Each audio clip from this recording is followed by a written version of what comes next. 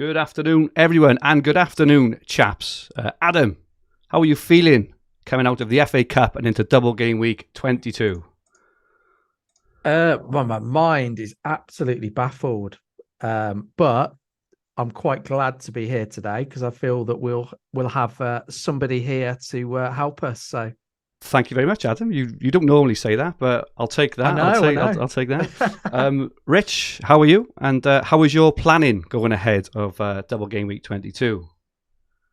Hi, everybody. I'm well. Yeah, looking forward to it. Got a green arrow last week. Really happy. Normally planning's not my forte, particularly when we get into the double game week season. So looking to learn a lot tonight from the master. Well, you're very kind, gents. I've got to be honest. I'm sure those listening on the podcast version don't know what we're talking about. But for those watching on YouTube, hold your horses. This afternoon, we welcome our very own blank and double game week genius, the masterful, the legendary Ben Crellin. Welcome, Ben. It's absolutely great to have you on with us again. How are you? I'm good, thanks. Thanks for having me, and thanks for the nice introduction. Hopefully we can learn a few things and decide on some chip strategies and give people a better idea of the blanks and doubles in this episode. Absolutely. And not only that, you're having a bit of a spanking FPL season, a stellar one, Ben. How is your team looking, and how has your season gone so far? Yeah, I'm doing very well. I'm getting lucky. I thought I was due an unlucky season, really. I thought I was more likely to come top, like in the million range this year than get like a top 1K. But yeah, I'm doing really well. I'm 2000th in the world. I'm well set up for double game week 22 with three Man United players, and I've already got 3 Man City and 3 Arsenal for the double game week 23. So might as well go home now, really. Yeah, You've basically won FPL already by the look of it, Ben. Yeah, I'm not sure. I could get some bad luck. I'm due some bad luck this season, I think. So just looking at your team, you've got Edison, Ake, and Haaland already in place. You've got Trippier and Ben White, Bruno, Rashford, Martinelli, and Saka. You're about 4 moves ahead of me already. I think I'm planning to get 3 of those in the next week or two. Kane, Haaland, and Mitrovic, and then Ward, Andreas, Dunk, and Shaw. Very, very well set up, Ben, indeed. Yeah, well, I've got 2 free transfers, so I have to do something this week. So I might just get an extra double game week player from Leeds, and maybe Meslier for Ward. But yeah, there's not many obvious moves for me to make, and I don't want to burn a transfer. Yeah, just looking at your season end so far, everyone knows your rank history is absolutely incredible. Is it right, Ben, that you're 10 consecutive finishes inside the top 50k? Is that right? Yeah, I think so. I think so. Don't give me I think so. It is. Well, I could count them up, maybe 10 or 11, maybe. I don't know. Oh, it might be 11 because I wrote an article last year and it was 10, so it may be 11 actually. But yeah, looking at your season this year, as you said, overall rank of 1,374 points. I think it's about 100 points more than me. But what is it this year, Ben, that has helped catapult you to that lofty rank? Oh, well, I'm probably getting luckier than I normally do. I don't know. I've been on some players like Saka who have been quite low owned, and I've got some points from him. I got very lucky with Bruno Fernandes a couple of weeks ago when I only brought him in as a last minute move because it was the week when Martial and Nunez were both injured. I was going to replace Nunez with Martial. I had no options, so I thought I may as well take a hit to go from Salah to Bruno, so I can go up from Nunez to Kane. And so that was just a last minute thing, and it worked out really well. Just things like that have gone my way. Maybe I've been a bit more analytical this year. Like Saka, his underlying numbers were really good. That's why I kept faith with him. Maybe in previous years I wouldn't have gone for him. I think you make your own luck as well, Ben. I'm a big believer in that. If you continually do the right things, sometimes they don't pay off, but sometimes they will. And you do the right things the vast majority of the time. You're very as you say, kind of analytical and not a reserved player, but you play FPL the right way. The same as Rich in a lot of ways, I think. And this is why you guys have a lot of success. And obviously, Adam in the past has played differently and had success. But when you play in such a in such a way that you're always stacking the odds in your favour, you're bound to get some luck. So I'm a big believer in making your own luck. So well done there, Ben. Any comments, guys, on Ben's season thus far? Wow, I think the first thing to say is, alongside Ben and Rich, we're in it's an Elite 64 league set up by FPL General, and Rich Clarke is second, and he's having an incredible season, and Ben is top. So that goes to show how well Ben is doing this season, and I think I think Ben as a manager, he obviously does fantastic, great spreadsheets and planning, and really helps the community. But I think he always, my observations, and I could be completely wrong here, is you're always looking quite far in advance and using that fixture planning to your advantage. So you don't always necessarily follow what is the template. It'll be thinking quite far in advance, and that's why your team is in quite a good position at the moment. So I'm not sure. You've probably, of course, you might have had a little bit of luck, but I think most people, when you do having a great season, get that. But I think the planning side you've done, you're one of the best at, if not the best. Yeah, I echo that. Thanks for the kind words, Adam. But I look at Ben's team quite regularly, as you wouldn't be surprised, as we're jostling for position in that league. And one of the things I noticed about Ben that beats me and beats most people is that he always seems to have the right players that play. We've recently had a lot of rotation in teams, and this season he seemed to have escaped that. There may be a bit of luck sprinkled in there, but I think it's mostly planning. Things like Ederson in goal for City always plays. He picked Ake, who now looks like the best City defender. There's been quite a lot of never worry about your first 11 actually taken to the pitch, Ben. So that's just sort of like a testament to your planning capability, really.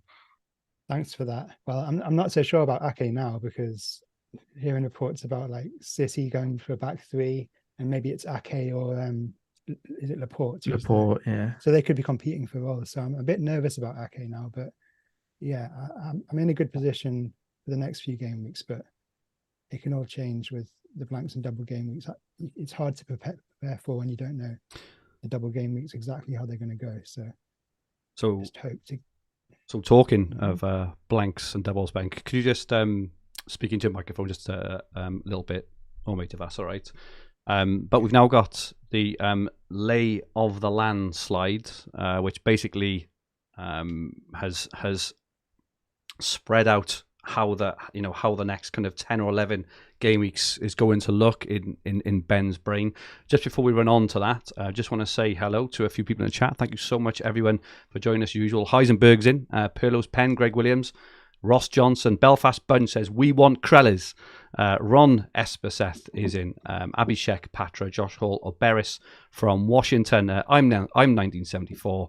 Richard Brook, Big A, Chef AB, FPL Nim is in, Big A, FPL Swanson. We've got so many people in. FPL Focal is in too. Great to have you all with us. Thank you so much for joining us. But with the FA Cup fourth round now out of the way, with the Carabao Cup semi-finals now out of the way, we've probably got a lot clearer picture now of what's going to happen. So, Ben, do you just want to kind of run through the lay of the land for the coming weeks?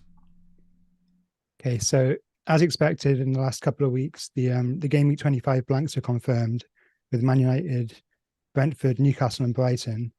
There was a chance that Brighton wouldn't have blanked in this week if they'd lost to Liverpool in the FA Cup.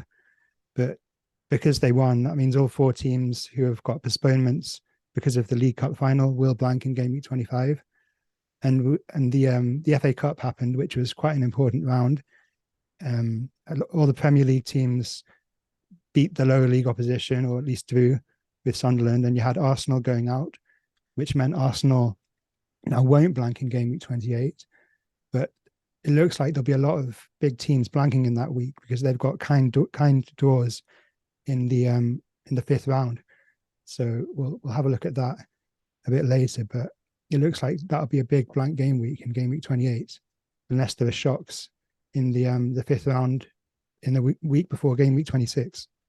And how many blanks are you forecasting at the moment on your planner? Okay, so I've got the slide which shows game week 28. Yep, we've got it up. Yep. Yeah, so maybe about 4.5. It says 4.33 there. These blank percentages are based on, like, I'm kind of guessing them based on the odds to reach the final. I've got those odds available, so I've like worked backwards and but you can see there's 3 fixtures that are over 90% likely to be blanks. Brighton, Man United, Man City, West Ham, Southampton, Tottenham, because of the FA Cup draw. That both teams in each fixture are still in the FA Cup, and they've got easy fixtures. And then Leicester, a bit less likely, but they have to beat Blackburn at home to get a blank. And then Leeds and Fulham is the one bit of like useful information that we've got. We know that Leeds, Wolves, and Liverpool, Fulham, they can't all be blank fixtures. At least one of those fixtures will go ahead, because Fulham will play Leeds in the 5th round if Fulham beat Sunderland in the replay. If Sunderland beat Fulham next midweek, then we know straight away that Liverpool versus Fulham will go ahead in game week 28. But yeah, it's at least something that we can like plan for, that if you've got Fulham players, you could maybe add a Leeds player now just to balance it out. That's certainly something I'm thinking of. Would you do that? Lots of people are going to have Andreas and Mitrovic, for instance, and possibly Bueno on the other side, on the Wolves side. Would you think it's worth, therefore, considering someone like Nonto this week, so you balance that seesaw a bit and set yourself up before that replay? Yeah, I think it's worth it if you've got no pressing needs in the upcoming double game weeks, because obviously the priority is 3 Arsenal players. You need those 3. I mean, this week preferably because they play Everton, but definitely next week you need 3 Arsenal players, and you want to go with Arsenal players who you'll keep for the long term. So if you could like pick them from scratch now, you'd like go for Odegaard, Saka, and maybe Gabriel or something. 3 I haven't got. Nketiah is a bit dodgy maybe, because Gabriel Jesus has started training, and you could be like looking at keeping your Arsenal players all season. So, and transfers will be precious in the next few weeks. But yeah, I'm thinking about getting a Leeds player, because I've just got Andreas and Mitrovic from the Fulham side, and I've got no Leeds or Wolves players. And Leeds have the double game week now, so if I got Meslier now, then I know we've got at least one of those fixtures will go ahead. That's kind of starting to plan a little bit for game week 28 by doing that.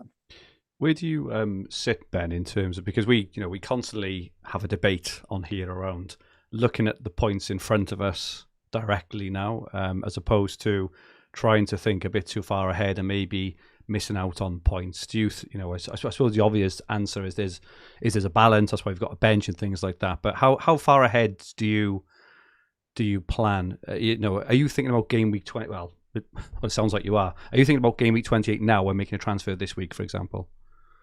Yeah, only a little bit. It's only playing a little part in my thinking. But because I've got a good team this week, and I can't make many good upgrades to my 11, I'm thinking, well, I may as well get Meslier now. He has the double game week right now, and he could have a fixture. He's likely to have a fixture in game week 28. But like game week 25 is coming into my thinking now, because like Mitoma is like the hot property now in FPL. I could do Andreas to Mitoma, but then that would give me, I think, 6 players with blanks in game week 25, and I would want to keep Mitoma, Dunk, and Trippier, because Brighton might have a double game week in 26 or 27. Newcastle play in game week 28 definitely. So if I had to choose, that would mean I'd have to sell my 3 Man United players if I were to get Mitoma now. So I do kind of weigh up that. I don't really want to sell Rashford. I'm happy selling Shaw and Fernandes, but I don't really want to sell Rashford. So yeah, that's kind of why I didn't get Mitoma last week or the week before. Maybe I could have done that, but I was just nervous about Brighton blanking in game week 25. So maybe I'm thinking too far ahead at times, but it's better to be safe, I suppose. We've got a few questions in the chat around free hit, because obviously there's going to be a blank in 28, blank in 25 for those who are impatient, which I've been considering. But obviously, I think the trend of the last few seasons has been to maybe use the free hit in a double to kind of optimize a bit more rather than use it as, as kind of a safety pin. Just in terms of free hit, what are your thoughts on 25, 28, and when we should probably actually look to use it? Okay, have you got the slide open with all the fixtures? Yes. So game week 28 is a big blank game week. And the blanks are confirmed in game week 26, so there's not a lot of time to prepare. So you might feel like freezing then. Then you've got game week 29, which is a big double game week. A lot of the teams who blank in game week 28 might have the best double game weeks in game week 29, so you'd want them. And it gets tricky later on. I've gone up to game week 32 here. That could be a tricky blank game week, depending on what happens in the FA Cup quarterfinals. And then there are more double game weeks to come, game week 34 and game week 37. So if you were to free hit in game week 28, you'd kind of be in a bit of trouble in one of those weeks, because you'd have a good team for game week 29 maybe, but then you'd struggle to field an 11 in 32 and then react again to game week 34. So I look to play the free hit chip in a double game week sandwich between two blanks, or a blank game week sandwich between two doubles. So I think either double game week 29 or blank game week 32 look like the best times to free hit. At the minute, it could change, but I'm trying to use transfers to prepare for these upcoming blanks. What are your thoughts on that, Rich? Sorry, go on. Yeah, so a slightly similar topic, Ben. Do you have a kind of a number in mind of the sort of in playing the free hit defensively in a blank game week? What would be the minimum number of players you would think about playing the free hit in if you went into a blank game week with, say, I don't know, 7 or something? What would be the would make you play it defensively? Well, it depends on like how the template is doing. Like if the widely owned players don't have blanks, and I don't have those kind of players, and I need to catch up against them, then I might play free hit with like 6 or 7 players. But if a lot of people are struggling in that week, and the fixtures aren't so good, they're not like attractive fixtures, then I might be happy taking a hit or two and fielding 9 or 10 players. Adam, what's your thinking of what Ben has said against your kind of thoughts and planning thus far? Has it changed your mind at all on anything? No, I mean, I sort of agree and sort of following Ben's logic here. So I think looking at what we know for game week 28, Arsenal have got Crystal Palace at home. So you've got most people have 3 players for that fixture. You've got Forest and Newcastle. So I think Newcastle, if I remember correctly, could possibly double in 26. Is it 26 or 27, Ben? Is that right? Yeah, I've given Newcastle a slim chance of a double game week. It's because Brighton are most likely to get a double game week in 26 or 27. And they've got 3 blanks that could move there. Oh, yeah. I think Bournemouth or Palace are more likely to double than Newcastle. Fine. Okay. But if you've got the likes of Trippier, Botman, and you're keeping them, so you could be on five players already. We've got good fixtures, and then I think some people might look at bringing in a couple of Villa players. So I think it's going to be quite easy to cover the main bases. Personally, for 28, there's nothing there where I see any huge opportunity. I think where it could come in is if Liverpool have Fulham and Liverpool have picked up a bit of form. But the only thing I would counteract that with is Liverpool could quite easily have a double game week between now and 28, which means you might have stocked up on Liverpool players. So again, that's probably a positive for not using a chip that week. I don't see huge upside in it at the moment. So I think for me it's about getting to 28, and I'll reassess then. I think a free hit or a wild card in 29. I'm not sure which one yet. Where I'm looking. But I think it's after game week 26 we'll have a bit more of an idea of the landscape, and hopefully we'll start to see some of the fixtures arranged for 29 in game week 26. Is that likely, do you think, Ben? It's in the week before the game week 26 deadline is when game week 28 is set, and you get the FA Cup quarter-final draw. And if like certain teams get easy fixtures in that quarter-final draw, then game week 32 could start to look really difficult.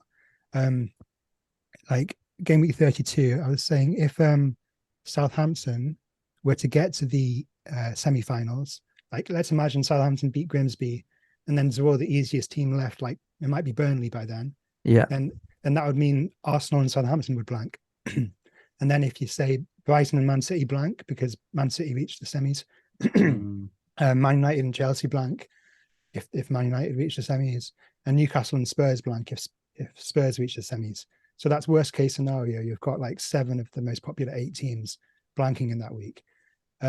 So yeah, I'm going to kind of decide after the FA Cup draw in game week 26 which kind of direction I want to go. I agree with you that free hitting in either double game week 29 or blank game week 32 looks best.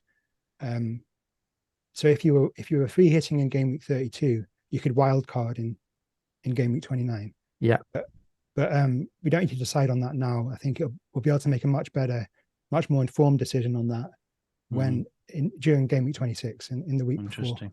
And it doesn't really impact us too much, does it? Because we're sort of playing through to 28 anyway. And if you go much beyond that, there's too many unknowns to even think about. So by delaying our chip strategy, it doesn't really have too much impact, I don't think. Yeah. So Ben, just in the leading up to game week 28, which are the sort of 2 or 3 fixtures that, in your view, with everything you know, do you think are most likely to be added in to the schedule in, say, 25, 26, 27 timeframe?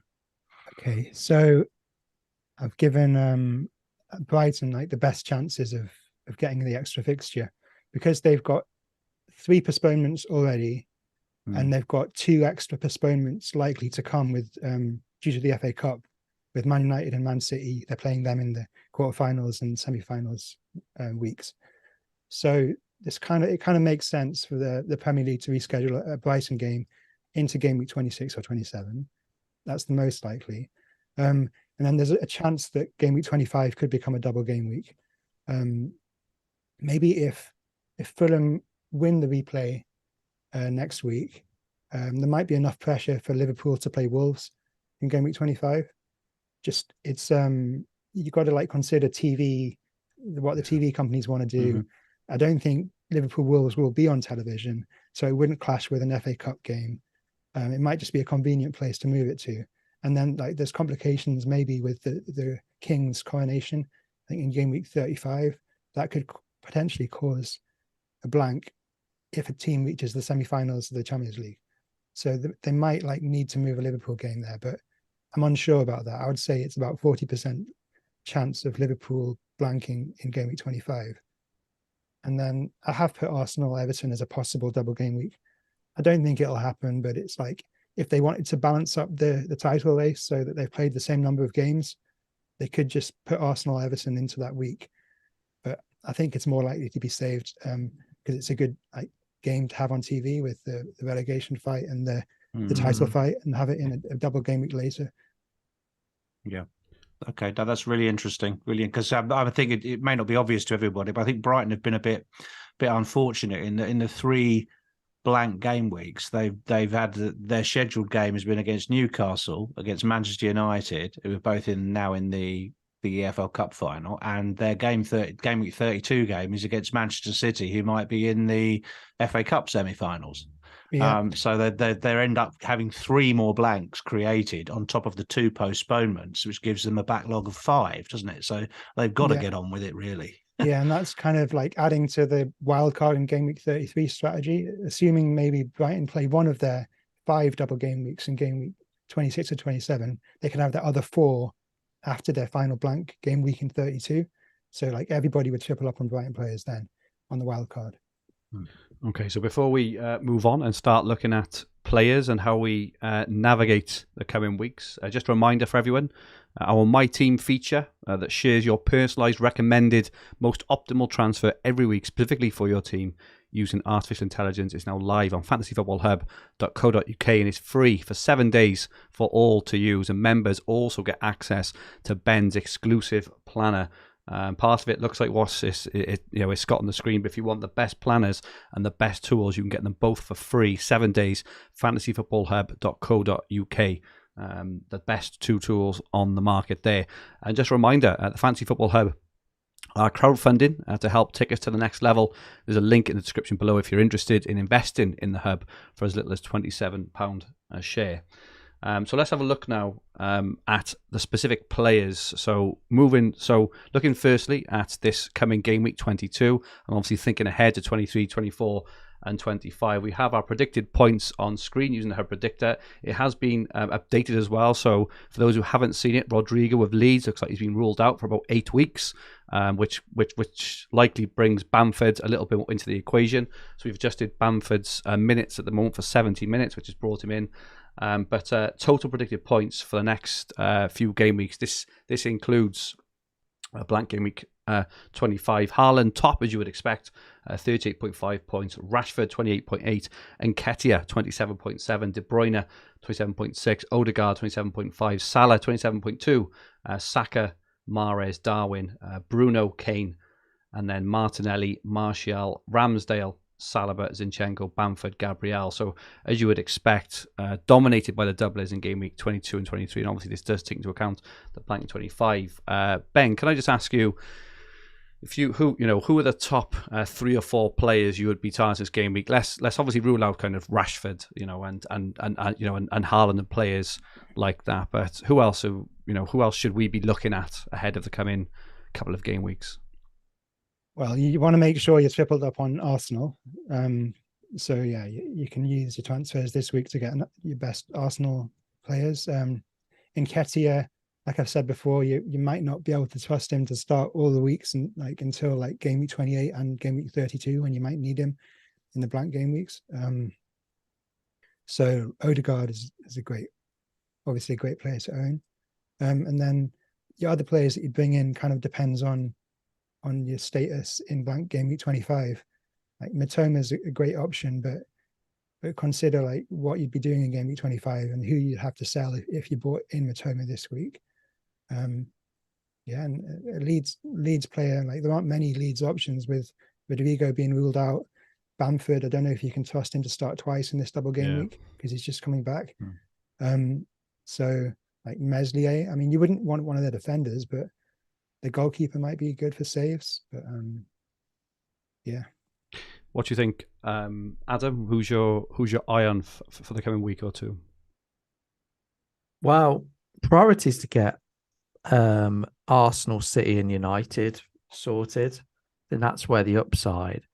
I think the tricky thing is I've had my eye on Nketiah all week. Love his numbers, love his stats. Like watching him, he's heavily involved.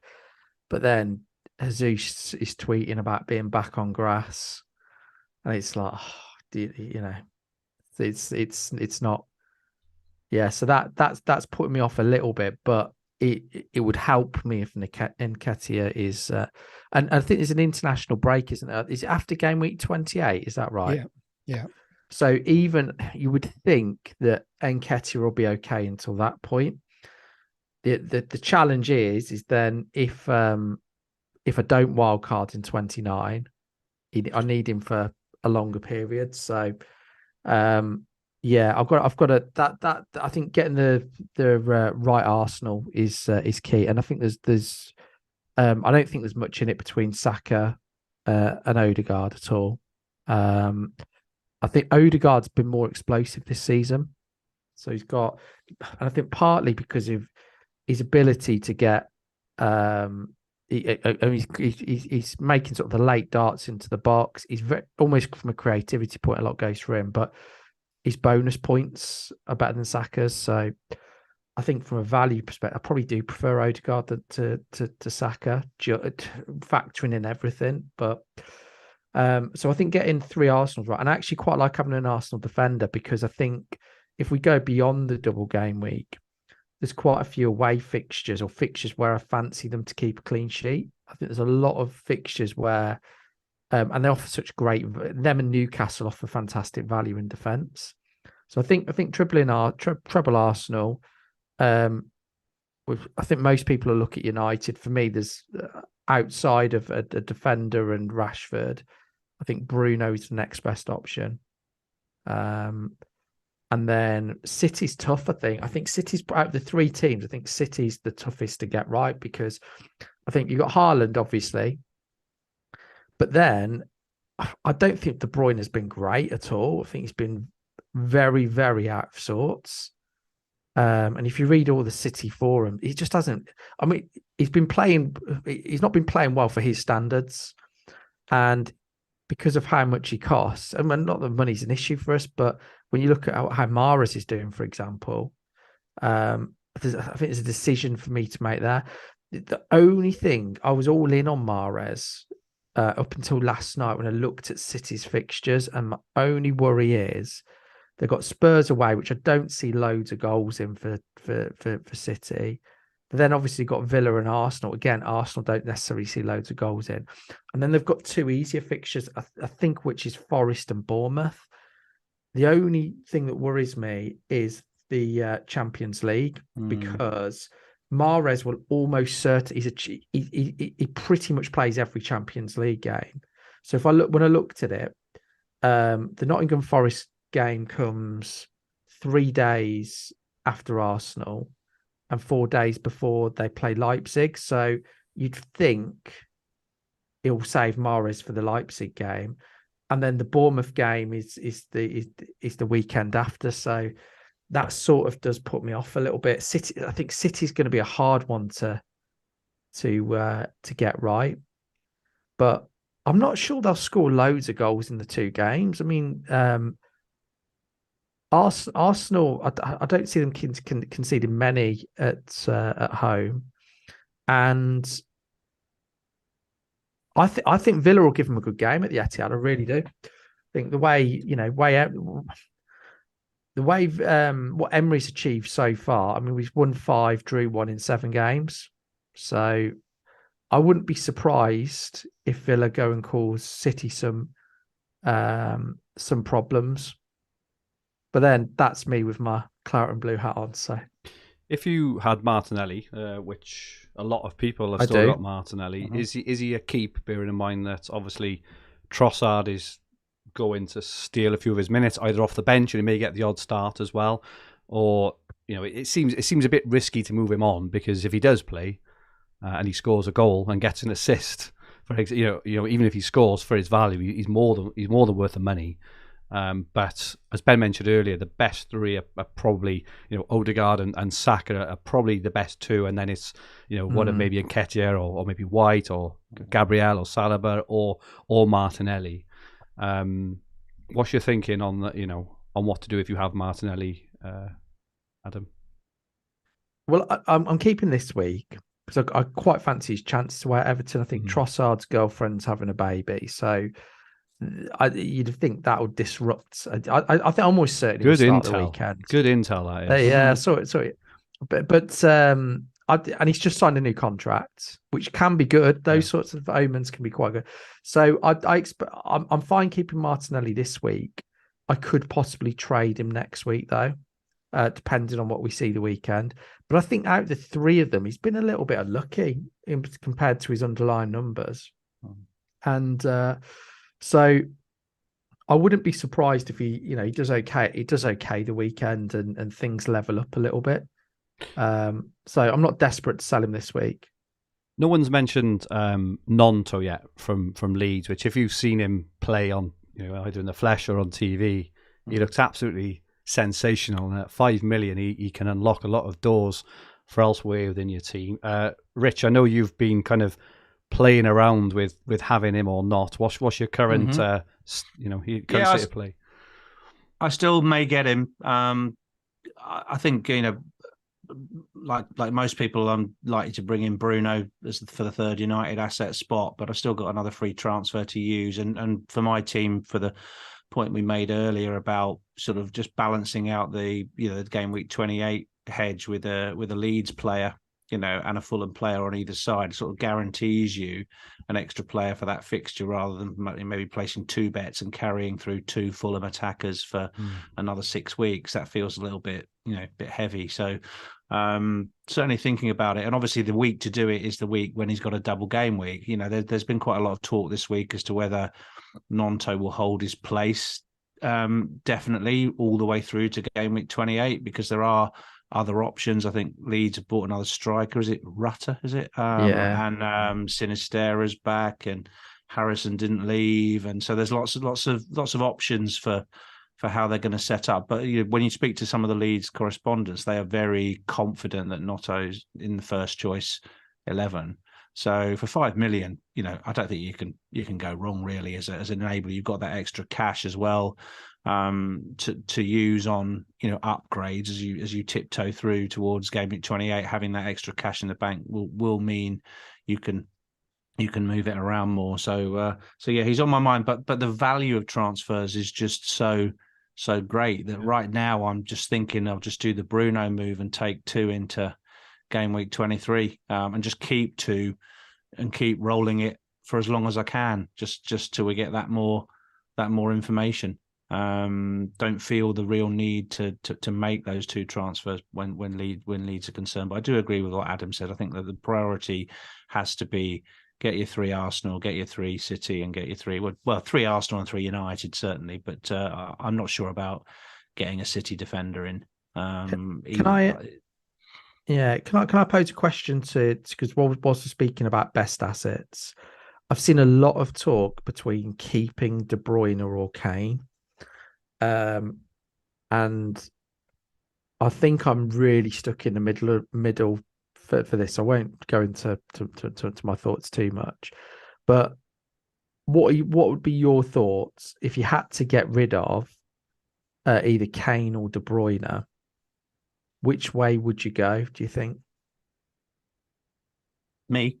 Yeah, I'll open up one by one. We can go to you first. Okay. Well, I've only just brought Kane in, and it cost me a hit to bring him in. And he's returned both weeks that I brought him in. He's returned 21 times out of 21 game weeks so far. I'm very happy with that rate of return. So if he gets another 17 returns in the remaining game weeks, then that's absolutely fine for me. And also Tottenham aren't playing very well at the moment. If their form picks up and they improve, then I can see him doing well. I'm not worried about him in the City game or anything like that. And his fixtures are very good after that. So I'm hearing a lot of talk about people losing Cade, and I think that works for you if you haven't got a third Arsenal asset already and you want to go to Nketiah. You can enable the Bruno move off, say, Almiron, and if you've got that kind of setup with the Almiron Kane switch and you can get that third attacker in, then Nketiah is the right pick there. But I've already got my 3 Arsenal assets, and to your earlier point, I think you've got to be in a really well set up state if you're going to start, say, moving those assets around. I've got the sort of the old fashioned Ben White, Martinelli, Saka setup, and I'm quite happy with that. I don't see any reason to move any of them on right now, apart from maybe if Ben White gets dropped for Tomiyasu, that might be a signal to make a change. But I'm not going to start switching across from Saka to Odegaard or whatever. So I'm inclined to keep Kane because he's done nothing wrong. I know he blanks in 28, but I think I can bench him for that week, especially if he's got a double in 29. Ben, what do you think? Well, they've got this new right back, haven't they? Pedro Porro. Yeah. I've heard that he's really good, fast and gets crosses in. So I mean, they struggle for creativity from midfield, but I heard on a podcast recently if they get their fullbacks bombing on, they can get the creativity via the fullbacks, and that would be good for Kane. Maybe this new signing will be. If you're thinking about selling Kane anytime soon, this would be the week to do it because he plays Man City. But you're not going to really want to sell him when he's got Leicester next week. He's got Nottingham Forest in game week 27, so you might want to keep him for them. And then his fixtures between the two blank weeks, you've got Everton, Brighton, Bournemouth at home. You could do with having Kane for those as well in game weeks 29 to 31. Yeah, De Bruyne to Bruno Fernandes is quite like a natural switch, if you can, I suppose. I think that's the thing for me as well, is kind of who you get in place, right? Because if you go from Kane, one, the replacement options are not really that good, and he's also really hard to get back to. Whereas in midfield, because you've got the extra spots, you can go, you can even go down from De Bruyne to Bruno, for example. But then, if things work out a certain way, you could go back up from Almiron to De Bruyne or something. Whereas in that forward spot, if you've got Mitrovic and you're planning on keeping him because of 28 or whatever, that's fine. But you're going to find it hard to go back from someone like, Nonto or Evan Ferguson or someone like that back up to Kane. So he's got to be a keeper. All the signs are keep, aren't they? Apart from the double next week, I think. Well, the two moves that I'm thinking of would be, it's either De Bruyne and Almiron to Bruno and Odegaard, or Almiron and Kane to Bruno and Nketiah. Yeah. Now, when I was coming on, I was leaning towards the latter, but so I've been saying for a while, I've not been convinced with De Bruyne post restart, and Kane is just a machine, isn't he? And it's sort of one of those where De Bruyne has the extra fixture, so it sort of makes sense. But I sort of agree with going back to what Ben was saying about getting the right three Arsenal. I do really like Nketiah, and he's great to watch, but I think Odegaard is involved in absolutely everything. Great on bonus, and he's a long-term hold. And I also think there's a possibility that I'd want to keep Bruno next week as well. I'm not convinced that, because he's got is it Leicester and Leeds and Leicester, isn't it? The two before the. So I'd be tempted to probably keep him up to 25, and then move him. I think Bowen's got quite a good fixture in 25. I know he probably won't play 28, but there's some fun moves you can do. Salah, if you can trust Liverpool at that point, you could go back to Salah. But, True. Especially if they have a double game week, or if they don't have the blank in game week 28. But yeah, I'm keen to see how Liverpool do over the next few weeks, just because I'd like to bring one in if their form starts to improve. But at the minute, it's that's one thing in holding De Bruyne in your midfield, just makes that switch really easy to Salah when he comes back in. So that's for me, that's why it sort of makes what we're calling it the hokey cokey, aren't we? Coming off De Bruyne this week and then using another transfer to get him back, next week. That's not classic play, but it might actually fit, this time for okay moves. Yeah, if you're looking ahead to like game weeks 28 and 33, Salah's got a decent chance of playing Fulham at home in game week 28, and he plays Forest at home in game week 32 in the blank game week. So he could be the best captaincy option by then. And then his double game week in game week 29 is likely to be Man City away and Chelsea away. So if you're like free hitting in that week, that'd be a good option to go for like different players other than Liverpool, because they'll have one of the hardest possible double game weeks. And then you get him back again if you're holding him. Yeah, no, that's good. Are you still a believer in Salah, Ben? Because I've got to say, if I was to pick now, out of the two, I think I'd go for Darwin. The output is very similar in that it's basically nothing, but obviously Darwin's XG is still the second highest in the league behind Haaland. He's pushed Salah out wide. Are you still a believer in Salah, or would you be tempted to look elsewhere? I would definitely be looking at Darwin. Like if Liverpool get the double game week in game week 25, I could reverse the moves that I made a few weeks ago and go from Kane and Bruno back to Darwin and Salah. Okay. I was talking about not losing Kane, but if Liverpool get the double game week, then their fixtures are good. But I just need to see some form from them first. I think they showed some signs against Brighton. They had a good first half, and then we'll just see how they do against Wolves. Because this Wolves fixture is away from home, isn't it? But they'll get Wolves in the double game week. When they get a double game week, they'll get the home fixture against Wolves. So we'll see how they do this weekend. So we're looking ahead then to game week 25. Obviously, we got the blank. What are the other players aside from those we talked about already? Are there any other players that we should be looking at just purely to cover off, the bases in the future? Now, thinking more medium term than short term in 25 and onwards. Ben, have you got your eye on in terms of that period? Well, I think the interesting thing to think of in game week 25 is who do you sell and who do you keep? Brentford have the blank, so if you've got Tony, you might want to sell him, but he has Fulham, Everton in 26 and 27. Then he might have a game in game week 28. It depends how Leicester do. Then he's definitely got a fixture in game week 32.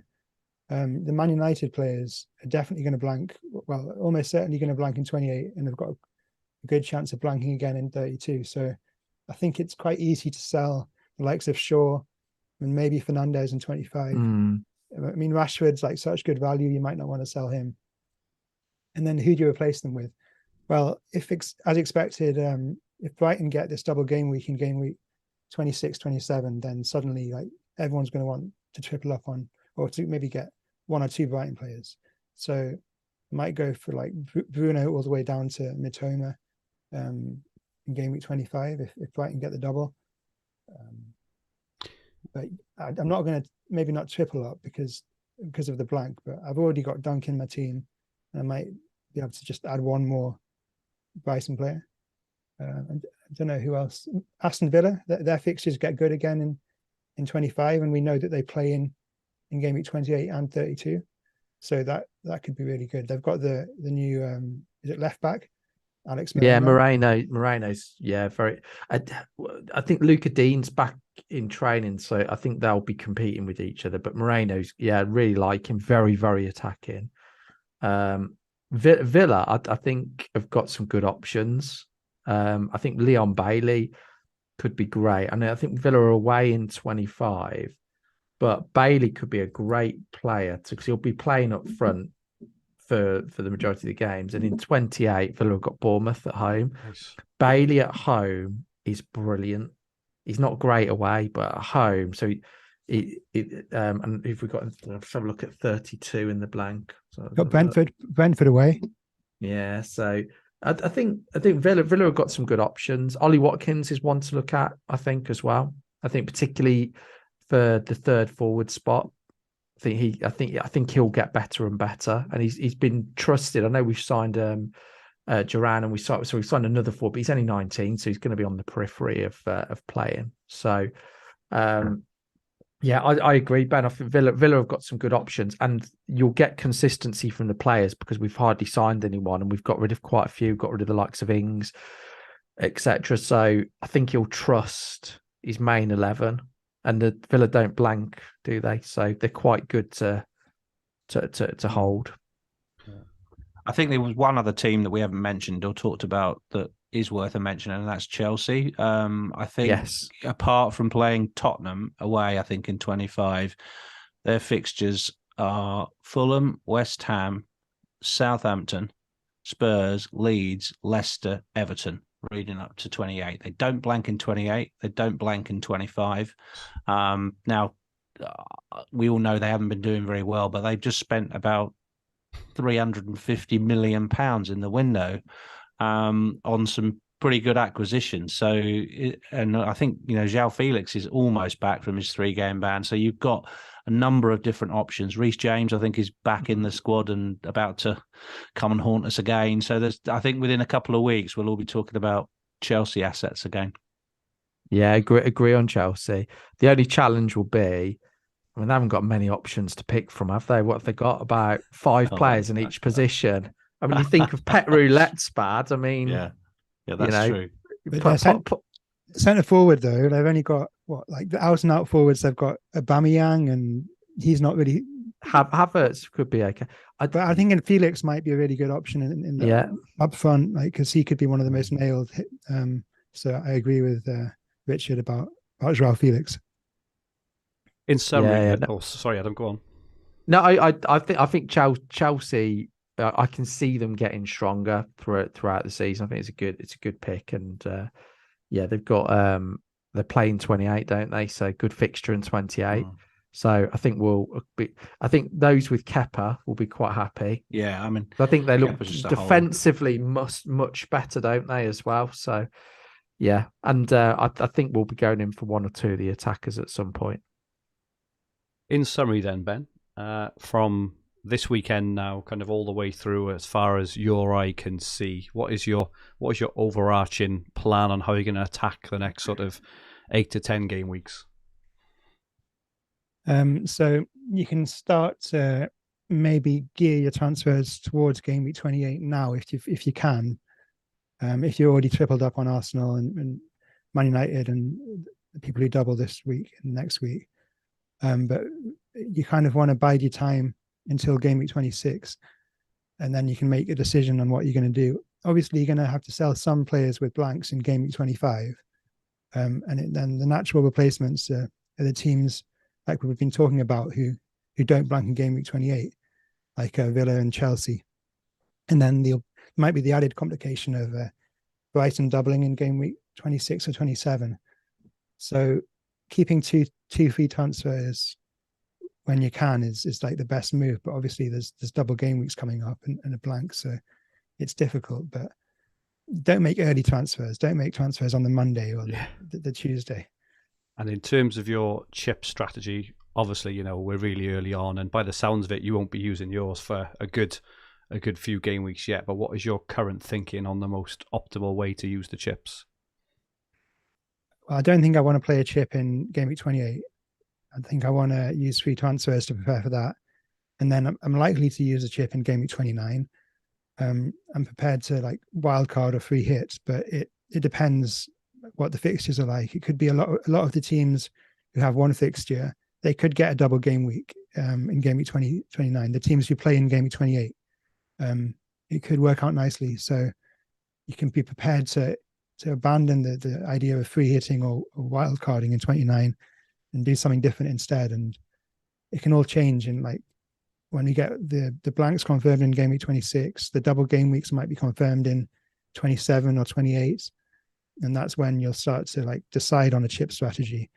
But at the minute, I think the best thing to do is like assume you're not going to free hit in game week 28 and keep that free for a blank or double game week later in the season. What about someone who's ranked maybe, I don't know, maybe between 500,000 and 1 million, and they don't kind of want to just plod along and and kind of do the same strategy as most other engaged managers will do. They want a bit of a quick jump. If they want to like halve their rank in the next 4 or 5 weeks, are there any opportunities there, do you think? You can be differential with your captain picks. You can captain Bruno Fernandes this week instead of Rashford. You could captain Saka next week instead of Haaland. I don't know. That's what I would recommend as well. Go for differentials with your player picks instead of like trying to play free hit in game week 25 or something like that. Save your chips. Very, very sage advice there, Ben. Absolutely fantastic. I've got a question while we're talking about chips. I'm in the company here, I think, of 3 people who've already used their triple captain chip. I haven't used mine yet, so I don't know if you're covering this with a slide, Fergie. But to the 3 of you, if you still had your triple captain chip, would you be playing it on Rashford this week or Haaland next week? Or holding it for later. It'll give you a third option. So for each of you, what are your thoughts on that? Because I know that's on a lot of people's minds this week, whether to go Rashford TC. Rashford this week for me, personally. Every factor you can think of, he's got. I agree with that. I would be playing it on Rashford this week if I had it. Okay. Do you think he's on pen still, or do you think the jeopardy about that is worth risking? I don't know for sure. Maybe 70% chance, but we don't seem to have seen many penalties recently. For the big teams anyway. I know Haaland scored one a couple of weeks ago, but we don't seem to have seen many penalties in the last I can't. I think what's happened. Yeah, Howard Webb. Yeah, you're absolutely. It's Howard Webb. Yeah, so what's happened is that refs are letting play go more. It seems if they're in doubt, they're not giving them. But VAR then isn't interfering unless it's unless someone like catches the ball in the box. It's not the keeper.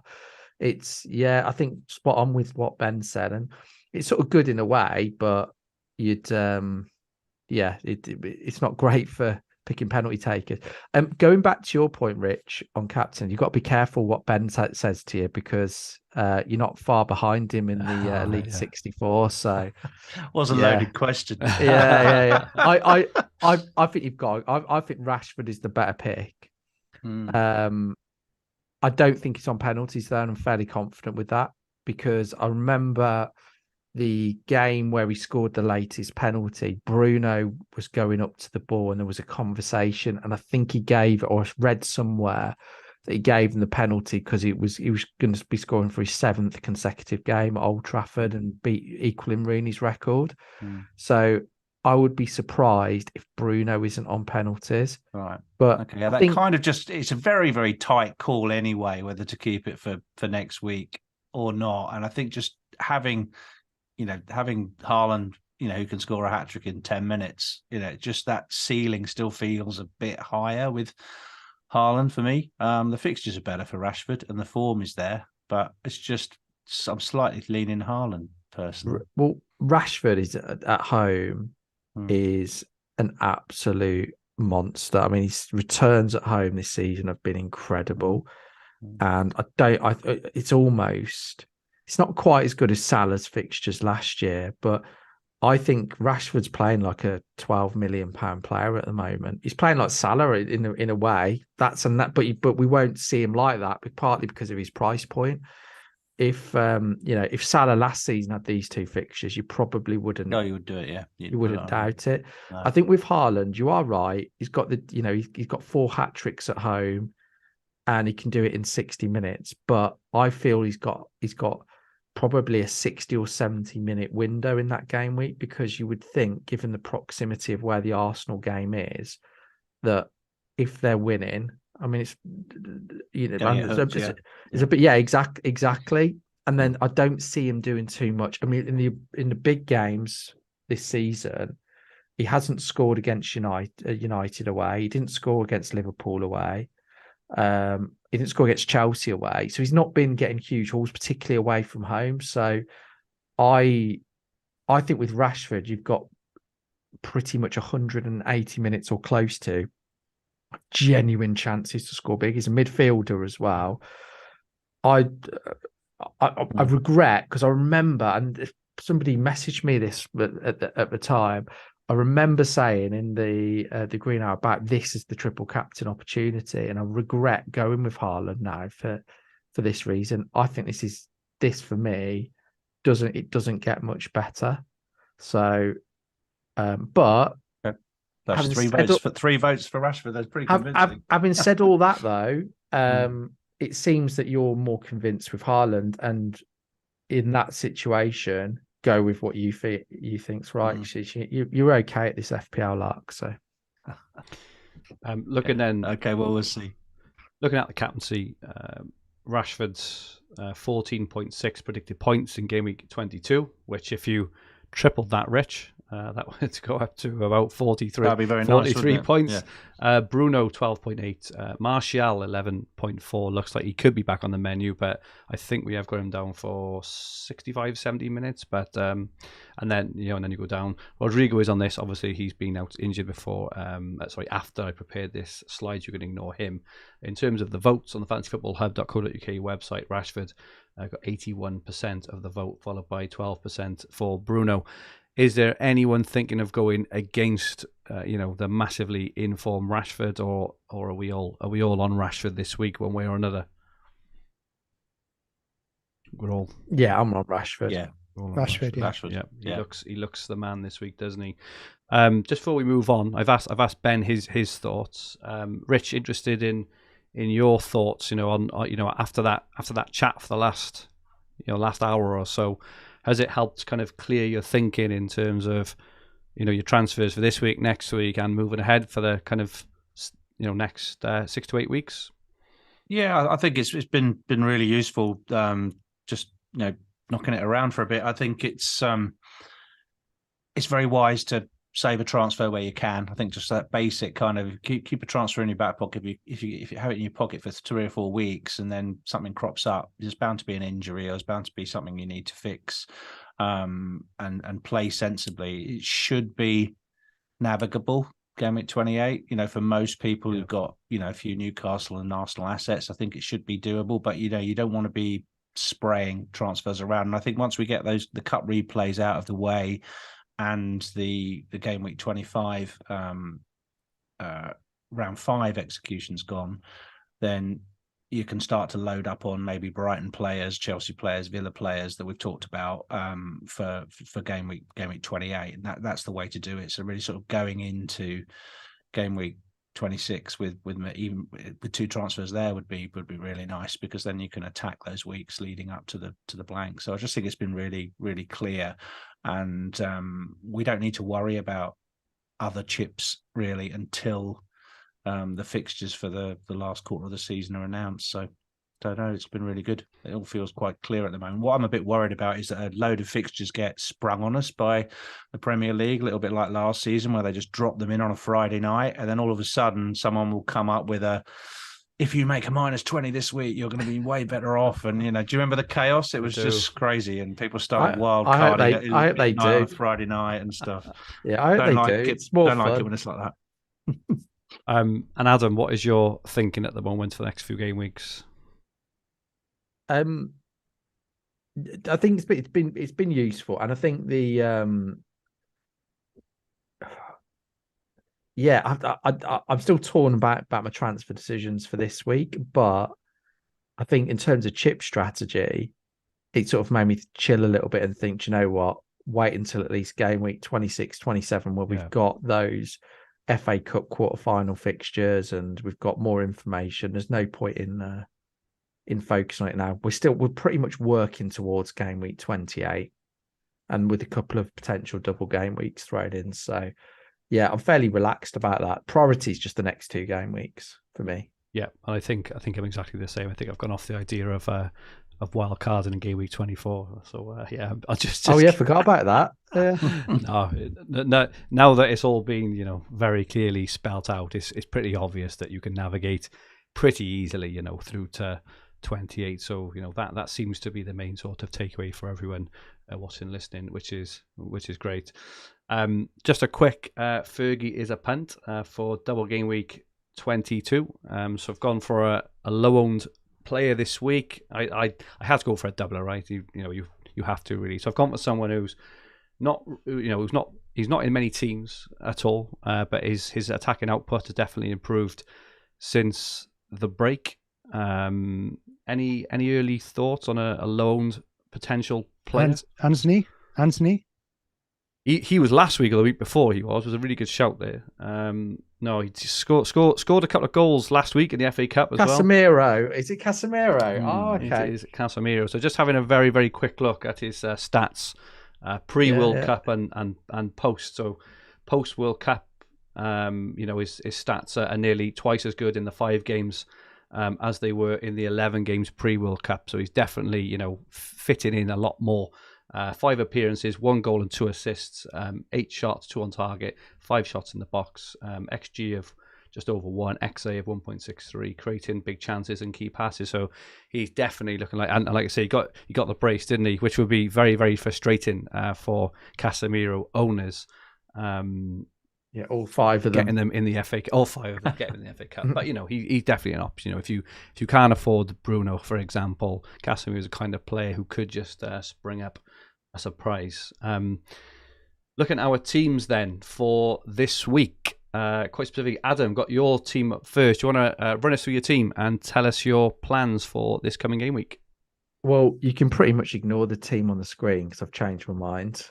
So what, during this pod? No. I did it earlier. I'd done it earlier today, but I didn't have anything concrete to change it to. So my team at the moment, I'll tell you my starting point. That's probably the best place to focus on. So At the moment, I've got Kepa in goal, Trippier and Botman double up at the back, White and Shaw, and then I've got De Bruyne, Almiron, Martinelli, Rashford, captain, and then Kane and Haaland.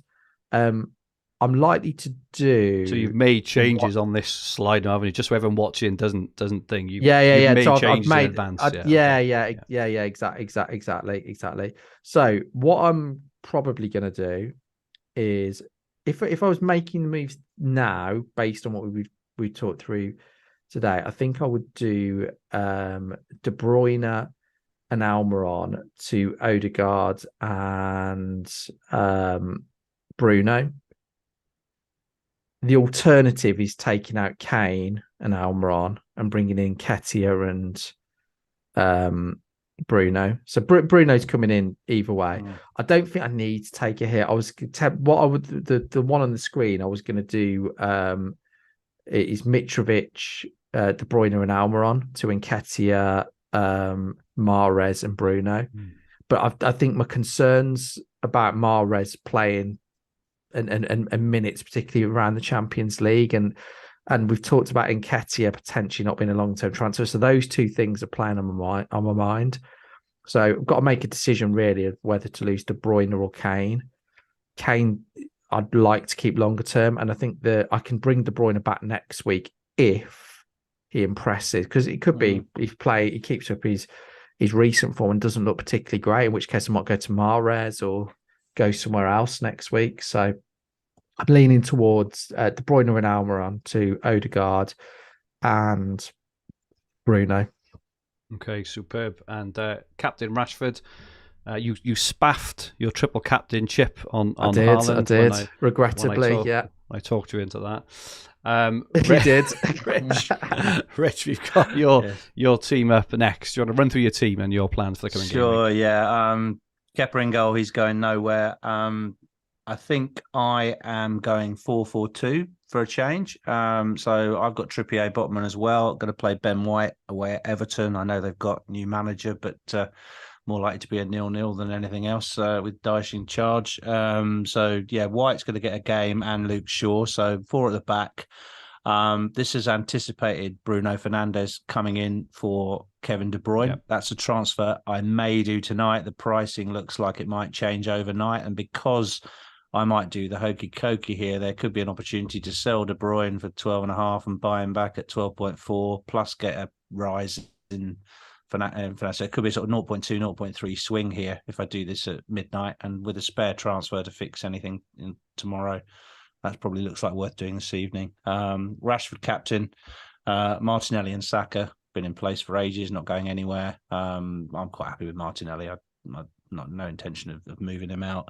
And Haaland and Kane up front. I toyed with the idea, or still toying with the idea of Nonto in for Mitrovic, but Mitrovic does have a couple of good games in the next 4 weeks. I'm benching Mitrovic, a little bit worried about that. Don't know what you think about that, but away at Chelsea, I think Ben White probably just edges him out. And yeah, happy with a healthy side. I think the time is coming. We haven't really mentioned it, that if your bench is in a bit of a state, you need to really start thinking about tidying it up, because you're going to need those edge players, those fringe players in game weeks 25 and 28 to come in for you. So there's quite a lot of people with Patterson. There's quite a lot of people with Reece James. You need to get those guys tidied up. And luckily for me, everybody's healthy at the moment. So I think Patterson and Reece James are pretty good picks, aren't they now for 25 and 28? Well, they will be if they recover and they start getting minutes. Yeah, absolutely.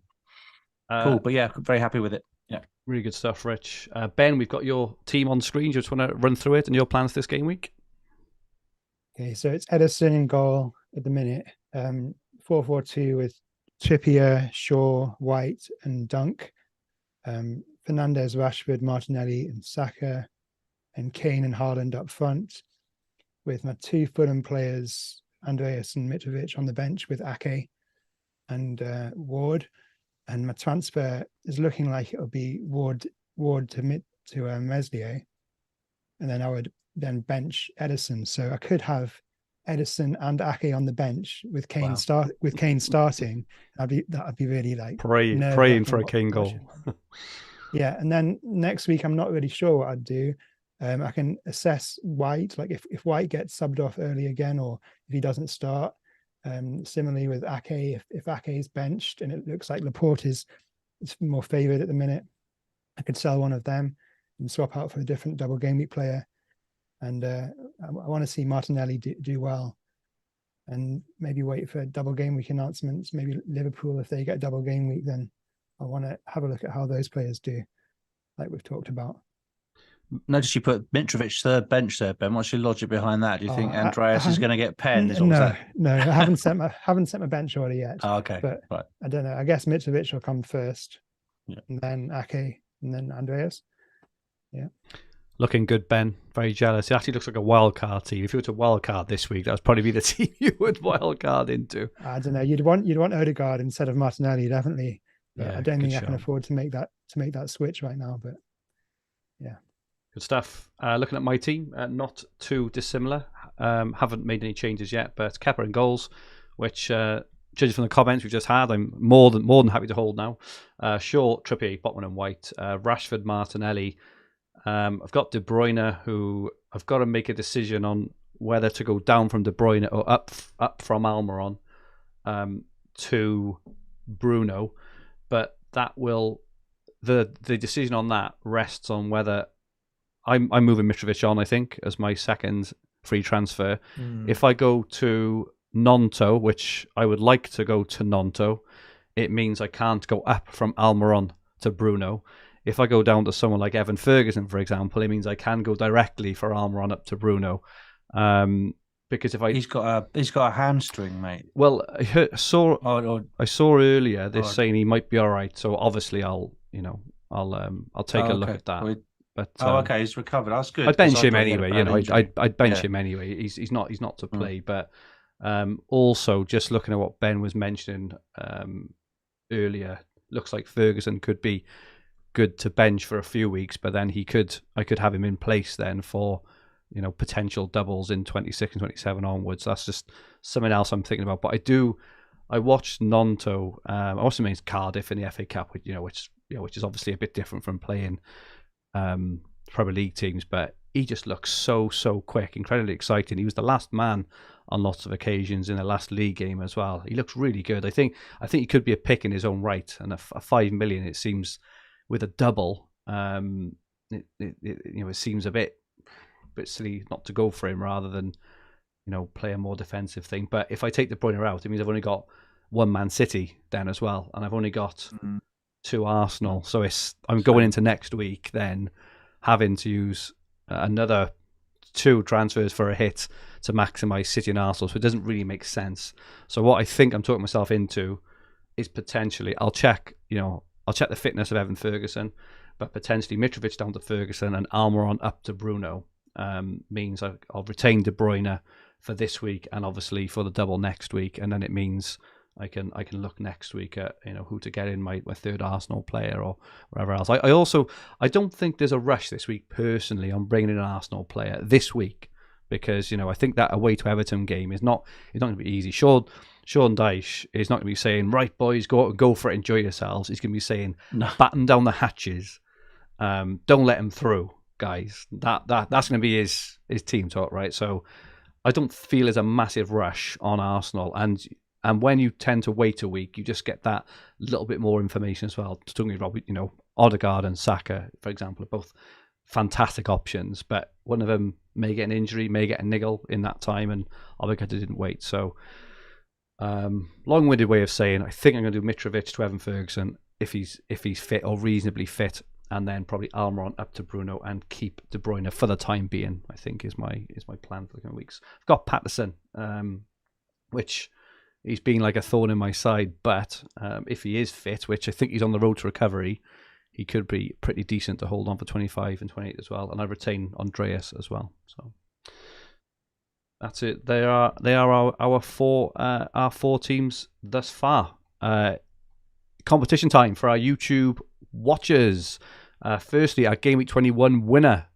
The top scorer was Haaland, unbelievably, 17 points, and Mo Patel picked Haaland out. So many congratulations, Mo.